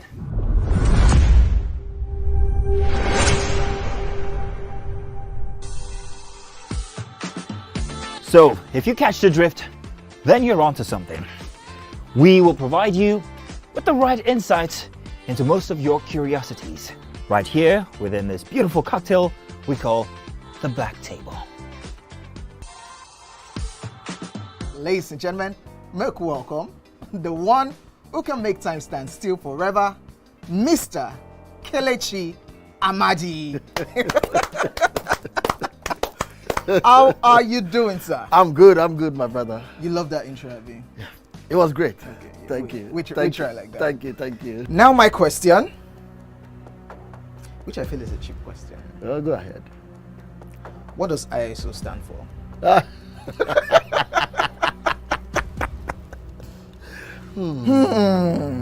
That is it. I think I'll drink. No, you're joking. I'm not joking.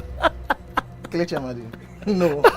Shay, you didn't whine me. You're whining me now. I think I'll drink. Huh? No problem. Okay. I've always known it as ISO. I never bothered to know what it means. I know what it means, but I never bothered to know what the acronym is.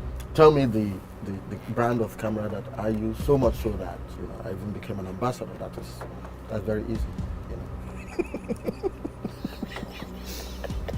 You know, it's out there. It's supposed to be, yeah.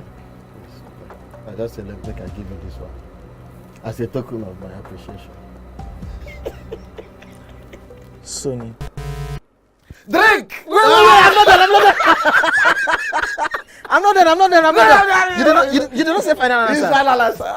You did not ask me if that was my final answer. You don't have any choice again. It's only Nikon. how many cameras do they have? My Nikon. friend to drink. I gave you a very easy something. Nikon now. Doubt and fear doesn't occur at the canvas, it shows in the canvas. It shows the conation of raw ether material slabbed, stroked and molded at a pace provided by the doubt and fear. Every move weigh in the struggle of one to the other, merging the past to the present, brushstrokes of colors seen but not known. For when the wailing stops, the pieces settle down in abject beauty erected for a century of a century. Speaking, advocating, protesting as the arts are meant to be.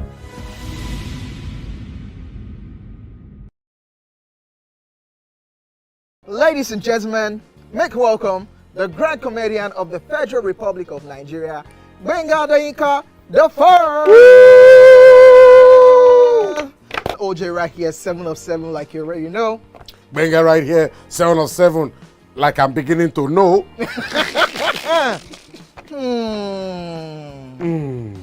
It's now time for the questions. You don't scare me one bit. Bata, I go drink. So. Okay.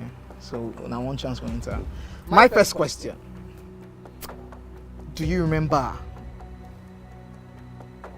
the names of the winners of that edition of StarQuest? Of course I do. Why do you? And I hate myself for this because I have this question for you. Final question. No.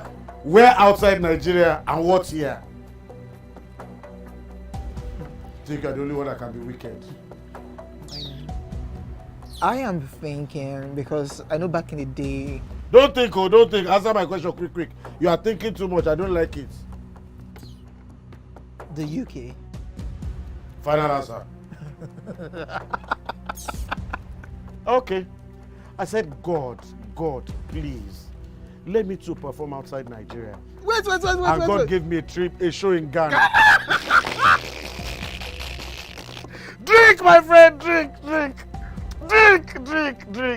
I don't overthink this thing. See where I can. Yes, you overthink them. I would say you should catwalk. Let's catwalk now. Where are we? No, that's not catwalking. That's good walking.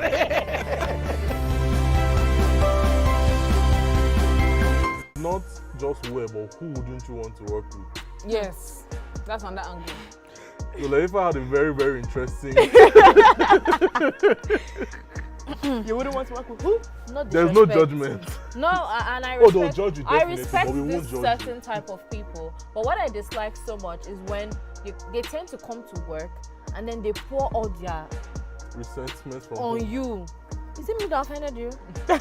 I'm not the one. I have no business. Man, just come and work with you, pay me at the end of the month, and let me go back to my house in peace and sleep. But when it comes to like divorced people, I cannot work with a divorcee. I can't see myself doing that. If I find out, if you can hide it or not, but if I find out, when they are nice divorcees, I would just. What if they are nice? Okay, now it depends. If you are nice, cool. But if you are the type that you don't know how to keep your anger to yourself, you always pour it on somebody. Well, I'll just drop my resignation letter, no matter the amount you're paying me. So it's more passive-aggressive people. Yeah, I can't do it. I'm so sorry. Oh, definitely. And I cannot work with stingy people. See this one. Because you cannot be passing me in the morning, afternoon. I can say, oh, you're working. Oh, yeah, take 100 naira, take 10K, take 15K. You don't have to be my sugar daddy or sugar mommy. See, the way you treat others is the way they will treat you outside. Yeah. And if you cannot treat your workers well, they are not a good boss. If you cannot be dashing me small thing or giving me donuts when I'm working, you are not a good boss.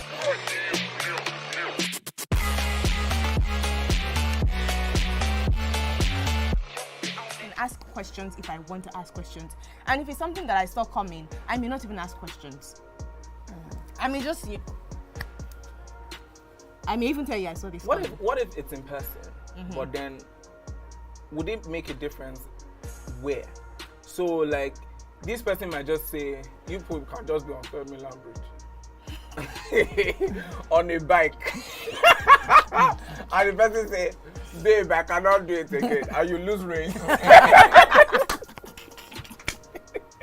So what would change? What would change the scenario? Like, does it matter where? Do you want to have like a fancy dinner, like the film you were meant to be talking about? And then, or do you want to be on the street? No, carry me go fancy dinner. Or even just una dey run for a few times concerning the impact of Nollywood on our people, how Nollywood makes people see traditionalism. You can go and meet a babalawo and they will tell you this is what you should do. For Ori Elemefa, AKJ, do something else. That's wash your head 6 times, and the 7th time maybe you hit the head on the wall, and then they'll say something will not happen to you. Say it as they used to do in the film. And they'll throw the sponge and don't look back. Throw the sponge to the back and don't look back. You know, especially within the Nollywood industry, they entrench this spiritual that does not give room for you to just without putting a lot of logic. And we've seen the impact. Small children, I want to be Yahoo boy. Another person will say, I want to go and they should cut soap for me so that I will do it. So we are not seen as something to aspire towards. And your actions now outside the movie, and so that they say it's our culture, that's what people do around. And we've argued it's not culture, it's clinical, it's not culture. But now you've taken it out of movie into real life. When we sit in the movie, you say nobody does this. But sir, you are a well-known person doing this. How would you feel if other people start saying they also heard voices and they are going to the streets, that the voice told them they should stand in the middle of the street and dance naked? Well, that's their own problem. If God did not tell you something and you went straight, you go out and do it, well, you will see the end of it. You will see the result. So I don't need to tell anybody not to do it, but listen to the voice before you do it. Very simple answer. Okay. So if I did not hear anything from Almighty God, do you think I will go to that extent? I will not. So sometimes you hear things that you feel convincingly about. You know, a lot of people, I see a lot of people stand up for Asiwaju. MC Olomo has led million matches, used his machinery continuously because he owes him a lot. We did it together, he's my brother. So I've thought you'd run this through someone. Did you run it through anyone that this voice I've heard, or did you just single-handedly take the decision? Thank you very much. I single-handedly take my own decision. I took it and I did it myself. I did not discuss with any other person. It's only yours. Yes. And let me quickly tell you, some people are doing this kind of a thing by giving them money. I don't do it because of money. I am doing it on merit. What Asiwaju have done? Asiwaju holds my soul. The Almighty God used Asiwaju and Dapo Abiodun. When I first sick, Asiwaju and Dapo Abiodun and MC Oluomo, he used them to hold my soul. And you are talking about the body. What is in the body? Somebody that holds my soul, that I should not go, I should not die young. And you think I cannot do anything for that person? Okay. So I am in support of Asiwaju, and I believe Asiwaju will win the election, and this country will change. So I'm a new fan, sir, because I'm somebody who believes if you do something and believe in something, do it with your chest. Be bold about your decisions and stand by it. And I actually appreciate such people. It shows me a form of integrity. This is what I've done and I'm standing by it. However, what I hear is a lot of people are trying to pay back. Use the word payback. Is this time? Let's pay back. Are we paying back from something we think belongs to us? Like, is the country my family property that I want to use to appreciate the good deeds somebody else has done? Are you looking at him to say, okay, I think this man can, manage the resources of this country, he has the capacity, or are you just sentimental about the payback? No. I've seen when Asiwaju was a governor of Lagos State, I was not young to that extent.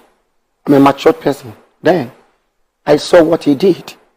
The man performed more than people's expectations. That one alone is enough for me to support him, apart from the voice that I had. Let's go back to this voice. How often do you hear these voices? When I slept that day, when I was sleeping, I heard it. It came like a revelation. So how often, like, do you hear it for your children? Do you hear it for your family? Do you hear it, or just is one time, first time? No, I heard this voice. No. That's been happening to me on series of matters. Okay. Different matters. Different matters. Where you heard the voice, and this voice always tells and you I to go used naked. to that. I used to that. Yes. This voice always tells you to go naked all the time. Thank you very much. It did not. I did not do that before. Oh. Have you ever seen me nakedly on social media? I'm just asking. When you did not see me on something of that, definitely the one I did, I was instructed to do that one. Right. You understand me? That's what it's a task. So you know you're a thespian. You've been acting for a long time. You know, for me when I saw it, I was like, well, he's an actor. Maybe he's just acting. No, it's not just an acting. No. It's just not like. Though I'm an actor, I'm a professional theater practitioner, but that one, don't see it as an acting. Do you think this would affect your career, sir? Do you think people would still want to engage you to do their movies, knowing that you've gone all out like this, go naked for Ashwaju? Well, I would say no, it won't affect my career. For some philosophers and wise people, but some dumb, they can think otherwise. Because they don't really understand what we call revelation. You understand me? So that's all. Now, after that, I got 3 days ago, after I went to the beach and did what I do, I received another ambassadorship. And it's part of it. So I believe it won't affect me. When we hear going to the beach to do that kind of thing, we always hear things like water spirits. They're conjuring with the Ogbanjes, Abikus, and all that. Are you not afraid that is influencing? What's Yemoja? Well, I don't need to be afraid. It depends on my conviction. You understand? You know, there's a clash of religion here and practice. I am Muslim, and I understand native ways very well. Sometimes I threaten my friend, I go naked swear for you, you know, because I understand native ways. But it's not something I would ever do. I can threaten with it, but it's not something I would ever do. That is the reason why I said individual differences. Yeah, just a moment. So when you hear voices as a Muslim, does it now translate in the ways that are not Muslim? Do you understand what I'm trying to say? Being at the beach, be in front of the ocean, signifies worship of the deity of the ocean. Yemoja in Yoruba custom, and in another custom, I mean any name. You know, and the Beninese, when they go before the beach, it has a deeper meaning. They worship the deity. And you are Muslim. There's a clash here for a Muslim. Thank you very much. I want you to go back and rewatch the video. You will see that I did not mention Yemoja. Olodumare. Yes. So you forget about that. Leave that to Almighty God and my very self. To judge. To judge. I did not mention Yemoja. Don't forget. I followed the instruction and I did it. And you mentioned the creator of the Yemoja himself. And I want to tell you, Mrs. Oloremi Tinubu was the one that did a wonderful thing in my life before I knew Asiwaju, our husband. And I will never forget. I am not here to abuse anybody or to insult anybody. Those who have abused me, those who have done a lot of things, attacked. I saw everything on social media. You are nice. You are still my party. All I need is your vote for Asiwaju. Let's put the man there. It will surprise everybody in an alternative way. Believe me. Forget about my nakedness. You did not see my. Oh, we can't forget about your nakedness. Forget about that. We can't forget. You cannot forget. This one they won't forget in a long time. And you need my ID. No, I'm just saying, like, it's unforgettable. The only thing you cannot forget is my toto, and I did not show it. Jesus Christ. I did not show it. This is Monday morning. It's difficult for me to see it and Agbalagba like you talking like that. Don't be annoyed that people put me that way. Okay. They push me there. let me wrap up. Let us. It's still Monday. Let us not get too. Still Monday. Thank you very much for coming to clarify. Thank you, because we're equally shocked, just like many Nigerians.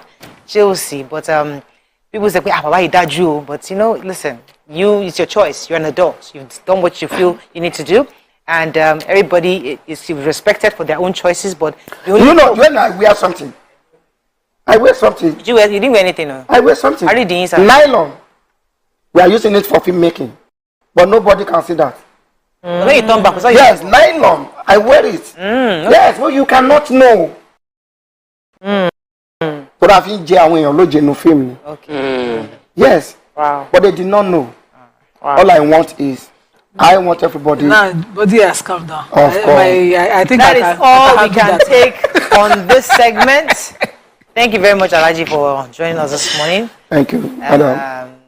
I just hope that we won't get any more surprises and no more voices, at least. Please, voices. Now, after a while, let the lectures finish. But I haven't finished the program. No, the one that they told you. I'm still continue. That is part 1. You cannot see nakedness again, but you will see another surprise for Ashiwaju for me. Okay, now. Any part 2, that's all we can take on today's show. See you tomorrow. Bye for now.